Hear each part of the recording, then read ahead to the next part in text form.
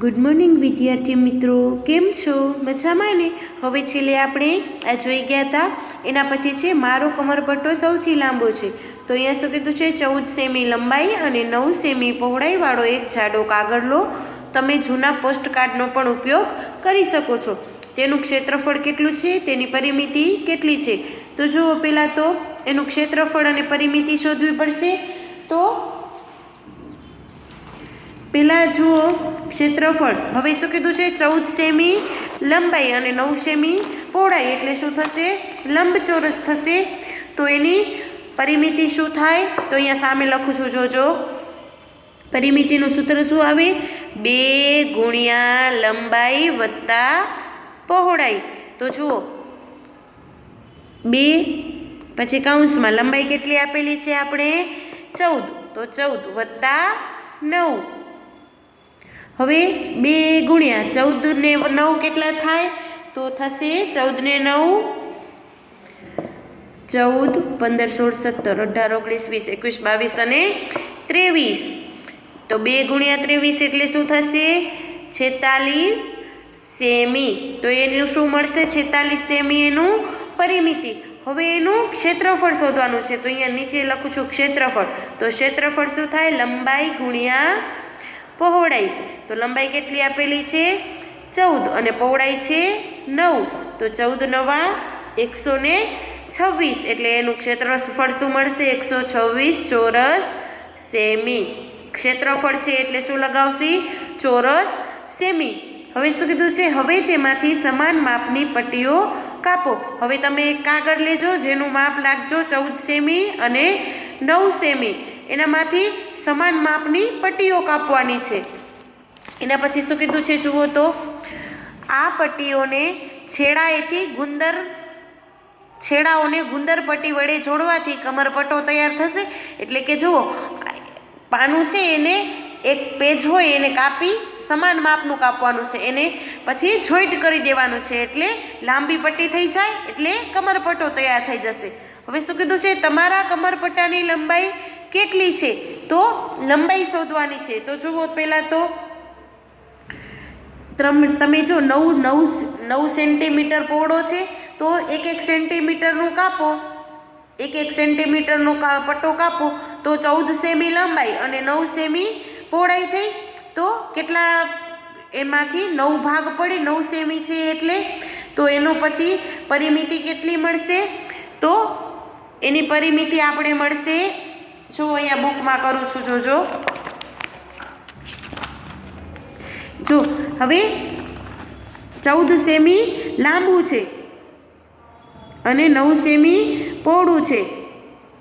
હવે એને 9 સેમી છે એમાંથી હું 1 સેમીના માપ કરું છું એટલે 9 પટ્ટી નીકળશે. તો એની પરિમિતિ શું થશે? તો જુઓ, પરિમિતિ બરાબર. તો જુઓ, પરિમિતિ શું મળશે? 2 ગુણ્યા લંબાઈ વત્તા પહોળાઈ. તો જુઓ, આપણે લંબાઈ આપેલી છે 2 ગુણ્યા લંબાઈ કેટલી થશે? તો લાંબુ તો કેટલું થશે આપણે આપેલું છે? તો ના, કારણ કે લંબાઈ કેટલી થશે એની? તો જુઓ, 14 સેમી છે એવા 9 પટ્ટા એટલે 14 ગુણ્યા 9 એટલે મળશે 126. તો લંબાઈ કેટલી મળશે? 126. અને પહોળાઈ તો આપણે કેટલા સેમીનો પટ્ટો કાપ્યો છે? 1 સેમીનો એટલે મળશે 1. તો હવે એની પરિમિતિ શું થશે? 2 ગુણ્યા 126 ને 1 એટલે 127. હવે 127 ગુણ્યા 2 કરશું એટલે આપણે શું મળશે? 254 સેમી. તો એની પરિમિતિ શું મળશે? 254 સેમી. એના પછી જુઓ, હવે અહીંયા 1 સેમીનો કાપ્યો છે. હવે આપણે લઈએ છીએ 3 સેમીનો. તો હવે 3 સેમીનો પટ્ટો કાપે છે. 9 સેમીમાંથી 3 સેમી એટલે એવા કેટલા પટ્ટા નીકળશે?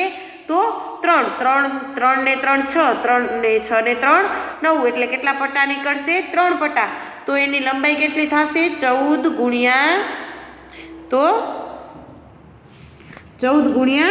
3, કારણ કે પટ્ટા કેટલા નીકળે છે? 3. એટલે 14 તેરી 42, તો આ મળશે આપણે લંબાઈ અને પહોળાઈ મળશે 3. તો હવે એની પરિમિતિ શોધીએ આપણે. તો પરિમિતિ બરાબર 2 ગુણ્યા લંબાઈ વત્તા પહોળાઈ. તો જુઓ હવે અહીંયા 2 ગુણ્યા લંબાઈ કેટલી મળી આપણે 42, તો અહીંયા લખશું 42 વત્તા પહોળાઈ. તો આપણે 3 સેમીનો પટ્ટો કાપ્યો છે. 9 સેમી છે, એમાંથી 3 સેમીના 3 પટ્ટા કાપ્યા એટલે 9 સેમી થઈ જાય. તો પહોળાઈ કેટલી મળશે 3 સેમીની. તો જુઓ હવે અહીંયા 2 ગુણ્યા 42 ને 3 45, એટલે 45 × 90, તો એનું કેટલું મળશે 90 સેમી. હવે જુઓ અહીંયા 1 સેન્ટીમીટરનો પટ્ટો કાઢ્યો, તો અહીંયા આપણે કાઢ્યો 3 સેન્ટીમીટરનો. હવે આપણે કાઢીએ છીએ 1.5 સેન્ટીમીટરનો, એટલે કે 1.5 સેન્ટીમીટર. 1.5 સેન્ટીમીટર. હવે જુઓ 9 સેન્ટીમીટર છે, એમાંથી આપણે 1.5 સેમીના પટ્ટા કાઢશી એટલે આપણે મળશે 6 પટ્ટા મળશે, એટલે કે 6. હવે 1.5 ગુણ્યા 6 કરશી ને તો આપણે 9 મળી જશે. તો જુઓ હવે અહીંયા પહેલાં લંબાઈ શું થશે? તો 14 ગુણ્યા 6 પટ્ટા નીકળશે, એટલે 14 ગુણ્યા 6 એટલે 14 × 6 84. અને પહોળાઈ શું મળશે? તો પહોળાઈ મળશે આપણે 1.5, કારણ કે આપણે પટ્ટોનો માપ કેટલો રાખ્યો છે 1.5. એવી જ રીતે પરિમિતિ શોધીએ. તો પરિમિતિ બરાબર 2 ગુણ્યા લંબાઈ વત્તા પહોળાઈ. તો જુઓ અહીંયા લંબાઈ કેટલી શોધી આપણે 14 ગુણ્યા 6 એટલે કેટલી મળી આપણે 84, અને વત્તા પહોળાઈ આપણે મળી 1.5, એટલે અહીંયા લખશું 1.5. તો જો હવે 2 ગુણ્યા હવે 84 ગુણ્યા 84 વત્તા 1.5 એટલે મળશે આપણે 85.5. હવે 85.5 ગુણ્યા 2 કરશું એટલે આપણે મળશે 171 સેમી. આ તમને ક્યાંય લખવાનું નથી પણ શોધવાનું છે, જાણવાનું છે કે કેટલું કેટલું મળ્યું. હવે તમે જે પટ્ટો કાપ્યો એમાં જો અહીંયા શું પૂછ્યું છે કે તમારા કમરપટ્ટાની લંબાઈ કેટલી છે? તો તમે કયા સેમીનો પટ્ટો કાપ્યો છે એ પ્રમાણે લખી દેજો. પછી શું કીધું છે? તેની પરિમિતિ કેટલી છે? તો આપણે જો અહીંયા 3 રીતે કર્યું. એક 1 સેમીનો પટ્ટો કાઢ્યો, એક 3 સેમીનો કાઢ્યો અને એક 1.5 સેમીનો કાઢ્યો. પછી તમે 2 ભાગ પાડો તો કેટલા સેમીનો નીકળે? 4.5 સેમીનો. તો એવી જ રીતે અહીંયા પરિમિતિ પણ શોધી દેજો. પછી નહીંતર અહીંયા લખી દેજો, બધા 1 સેમીનું જ લખી દેજો કે તમારા કમરપટ્ટાની લંબાઈ કેટલી છે? તો અહીંયા લખજો 126.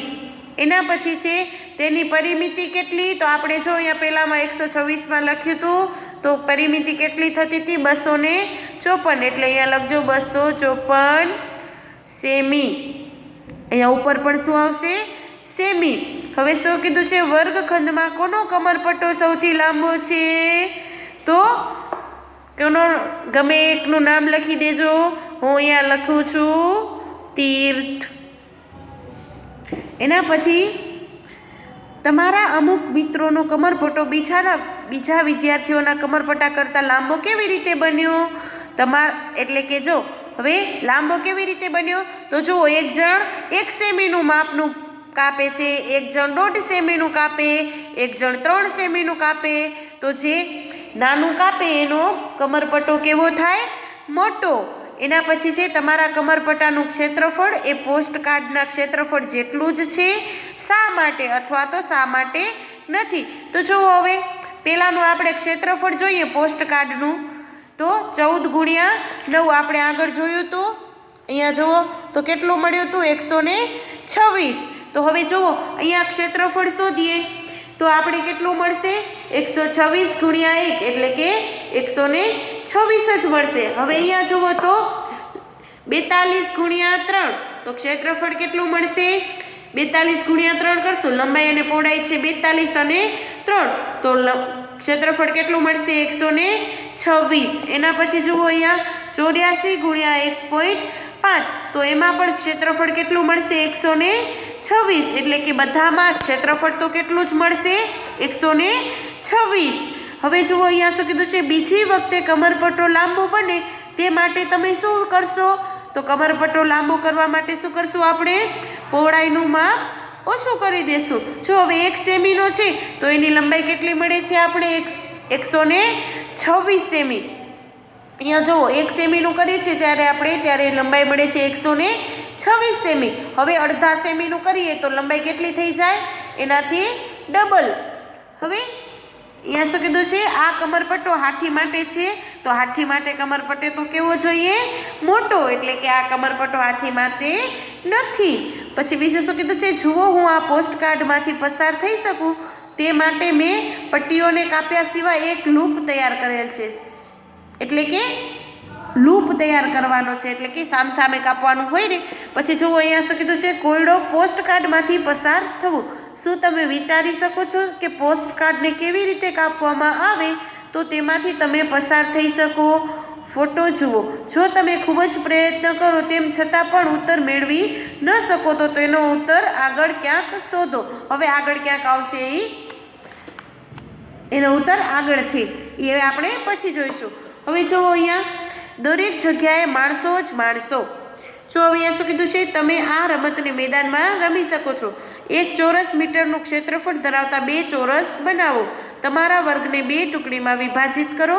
હવે રમવા માટે તૈયાર થઈ જાઓ. જો હવે અહીંયા ટુકડીમાં વિભાજિત કર્યા છે.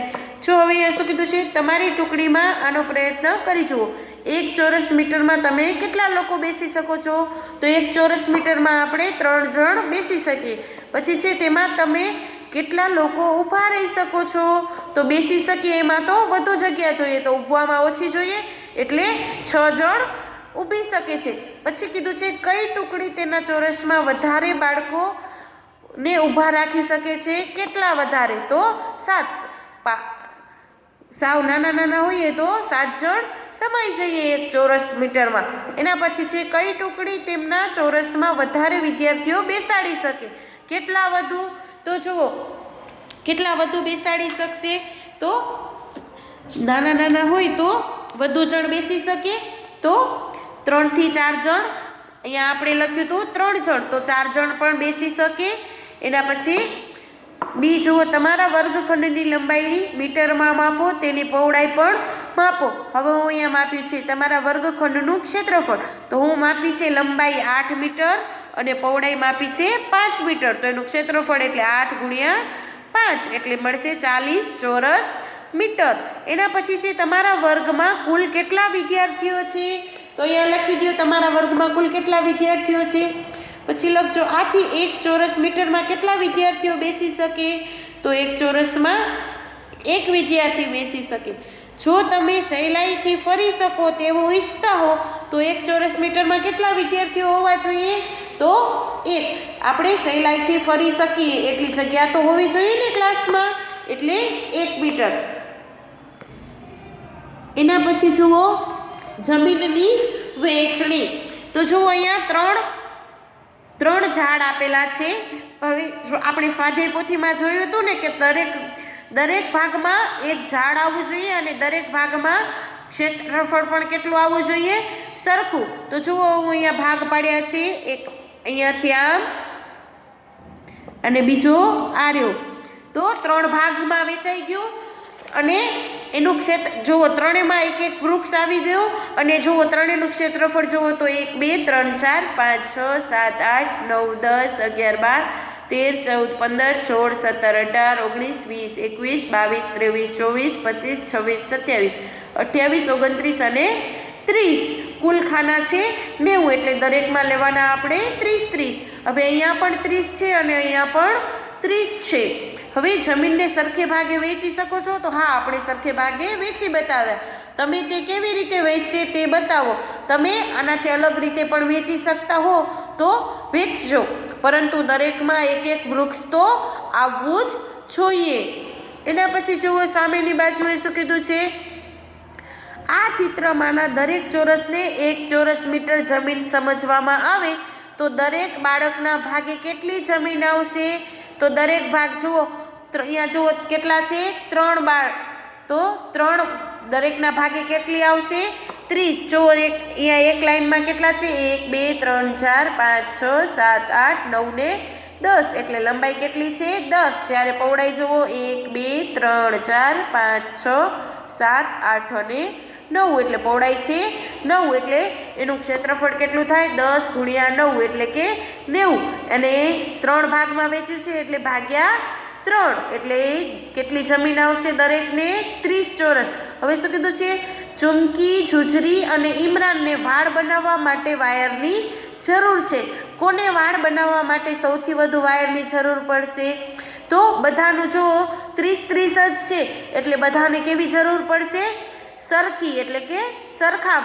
પછી કીધું છે ત્રણેય જળ ભેગા મળીને કુલ કેટલા વાયરની જરૂર પડશે તો કુલ કેટલા વાયરની જરૂર પડે તો